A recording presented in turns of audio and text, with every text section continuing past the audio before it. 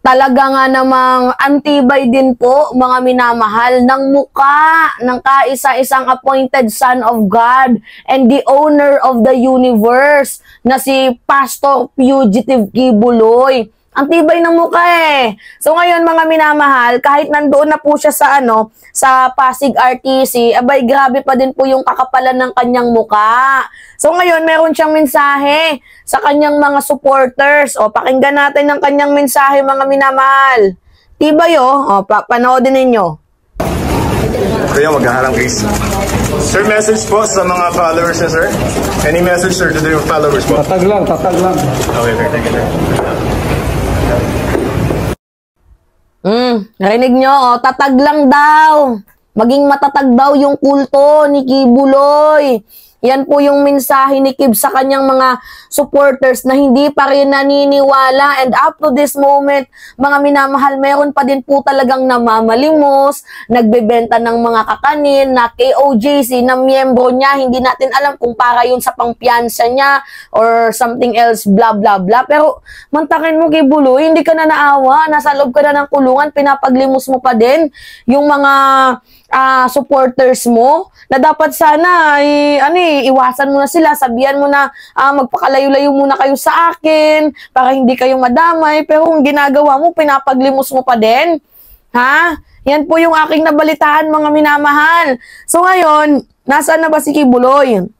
Si Kibuloy po ay nandoon na po sa Pasig RTC, sa Regional Trial Court ng Pasig City kasi doon naman po hinain yung sampang ikinaso sa kanya.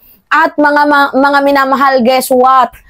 Habang si Kibuloy ay sinesearch pa lamang po doon sa KOJC, hindi pa siya nakikita nung panahon na yun madami pa po pala mga minamahal ang naglalantaran ng mga biktima. Pero itinago lang ata ng mga PNP para hindi ata ma-pressure itong si Kibuloy, parang ganun. Pero ngayon na nakakulong na si Kibuloy, mas dumarami pa. For as low as 12 years old, mga minamahal, ang tinira ni Kibuloy, biniktima niya ng pangmumolestya, mga galing sa inner circle, walang kaalam-alam yung mga magulang. O panoodin nyo tong balita, mga minamahal, ganito kababoy, si Kibuloy, grabe oh. Lumantad daw ang ilan pang nagpakilalang biktima rin umano ng pang-aabuso at pang-momolestya ni Pastor Apollo Kibuloy. Sa Davao City, 5 raw ang lumutang na biktima na dating miyembro umano ng KOJC. Mga dating miyembro yan dating miyembro, mga pastoral yan, mga nasa inner circle. Frontline ng balitang yan, si Ian Suyu. Sa gitna ng paghahanap kay Pastor Apollo Kibuloy sa Kingdom of Jesus Christ compound, dumami raw ang umano'y biktima na lumapit sa mga pulis para isumbong ang pang-aabusong naranasan nila mula sa pastor. Nako. Ang ilan sa kanila, mga menor de edad pa.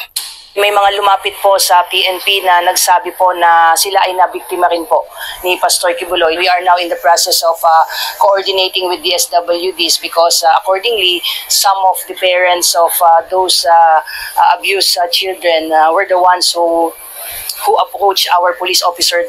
Hindi na idinetalye ng Philippine National Police ang mga reklamo, pero 12 anyos daw ang pinakabata sa mga biktima. Grabe oh, 12 years old yung pinakabatang tinira ni Kibuloy, mga biktima niya ng pangmomolestya. Buti na sisikmuran mo yun. Habang tinatawag mo yung sarili mo na appointed son of God, habang tinatawag mo yung sarili mo na ikaw ay isang sugo ng Diyos, pero meron kang mga sinusuplo ng mga kabataan, nabuti nga nakakakain ka pa ng Kibuloy, no? Kaya ngayon yung sinasabi ko sa inyo, na iba talaga pag ang karma ang gumante. Pero hoping sana na magbago itong si Kibuloy. I mean, yung gusto kong sabihin, lahat naman tayo mga minamahal ay nagbabago sa mga kasalanang ginawa natin. Pero I think, dapat itong si Kibuloy, pagbayaran muna yung kanyang ginawang kasalanan. May oras pa, Kibs. 75 years old ka pa man lang. Although matanda na, pero baby face si Kibuloy, no? Parang nasa 45 years old pa lang. Oy, aminin, mga minamahal, baby face si Kibuloy, hindi natin alam kung ano yung ginagamit niyang facial wash. Pero I think mahaba pa yung panahon para sa mga masasamang damo. Hoping sana na magbago ka, Kibs. Aminin mo na lang yung pagkakasala mo. Aminin mo. Huwag yung tatanggi-tanggi ka, masama yung magsinungaling, Kibuloy. Andaan mo yan. Aminin mo yung kasalanan mo. Face the consequences. Face the music. Diba? Harapin mo kung ano yung pagkakasala mo. And i-accept mo na mayroon kang kamalian. Kasi hindi naman po hindi naman po masama ang tumanggap ng isang defeat, ng isang pagkatalo, lalo pat kung sa ikabubuti naman ng lahat.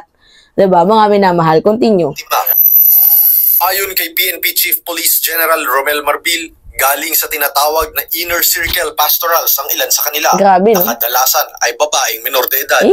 Inilahad umano ng mga biktima ang kanilang karanasan na nagpapakita raw ng nakababahalang pagmamanipula at pang-aabuso ni Kibuloy.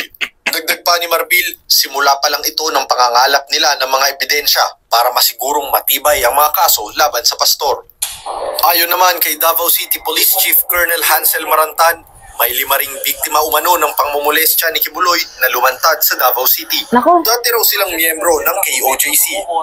There's no reason sa inyo na maging matakot pa. We understand na yung trauma na naibigay sa inyo for the past years, but this is your best time na makipagtulungan po sa amin. Tama.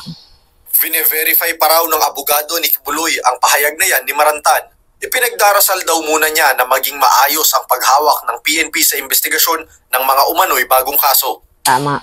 Nanindigan naman si Marbil na walang nilabag na batas o karapatang pantao ang PNP sa ginawa nilang pagtugis kay Kibuloy. Handa raw nilang harapin ni DILG Secretary Benhur Abalos ang reklamong malicious mischief na isinampa sa kanila ni dating Pangulong Rodrigo Duterte. Lahat po ng ginawa namin sa PNP within the bounds of the law. Hindi po kami mag-above the law yung ginagawa namin. Samantala, naayos na ng Regional Trial Court ng Quezon City at Pasig City ang conflict sa schedule nila para sa arraignment o pagbasa ng sakdal kina Kibuloy at mga kapwa niya akusado. Mauunang basahan ng sakdal si Kibuloy alas 8:30 ng umaga para sa non-bailable na kaso qualified human trafficking ng Pasig RTC. Ipinag-utos Parehas yan kay Alice Go. Non-bailable yun, yung human trafficking, qualified human trafficking. ng korte na kailangan nilang personal na humarap doon. Pero dahil sa issue ng seguridad, pinag-uusapan ngayon ng PNP at legal counsel ng mga akusado kung gagawin na lang ito online. Alauna ng hapon naman, haharap sa arraignment sa QC-RTC si Kibuloy para sa kasong sexual at child abuse pero sa pamamagitan ng video conferencing.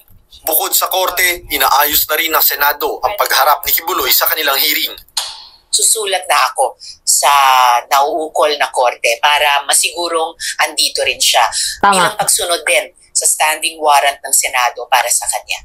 Marami kaming itatanong kay Apollo Kibuloy kung bakit talaga niya ginawa ang lahat ng ito. Kaugnay naman sa kustodiya ng pastor, hindi pabor si Justice Secretary Boying Remulla sa hiling ni Kibuloy na isailalim siya sa house arrest. Papayagan lang daw ito kung kusang sumuko ang akusado at hindi nito pinahirapan ang gobyerno sa pag-aresto. Kaya ito, talaga na. Yan. Yan po yung balita, mga minamahal. So, sa madaling sabi, itong si Kibuloy, nandoon po sa Pasig RTC today, ngayong araw. Anong araw ngayon? Anong petsa ngayon? September 13. And haharapin niya ang kanyang mga pagkakasala. And syempre, sasagot yan sa mga tanong itong si Apollo Kibuloy. And we are waiting for the public hearing sa Senado. Talagang aabangan to ng mamamayang Pilipino. So, yun po mga minamahal. Padami ng mga taong lumalapit, ng mga nabiktima ni Kibuloy, which is yung mga kababaihan na walang kakayanan noon na magsalita. Dahil sino nga lamang sila, isa lamang silang babae na kinakaya-kaya lang ng isang makapangyarihang tao. Pero ngayon, tapos na yung pag-aantay. Nandito na tayo, ito na yung pinaka-best time para lumantad kayo. Walang gagalaw sa inyo, walang mananakot sa inyo dahil nauna na pong nagsakripisyo yung mga unang nagsalita sa public hearing. Nauna na po silang nagsakripisyo and lahat ng po yun mga minamahal ay nagbunga. So, salamat dahil hindi tayo pinabayaan.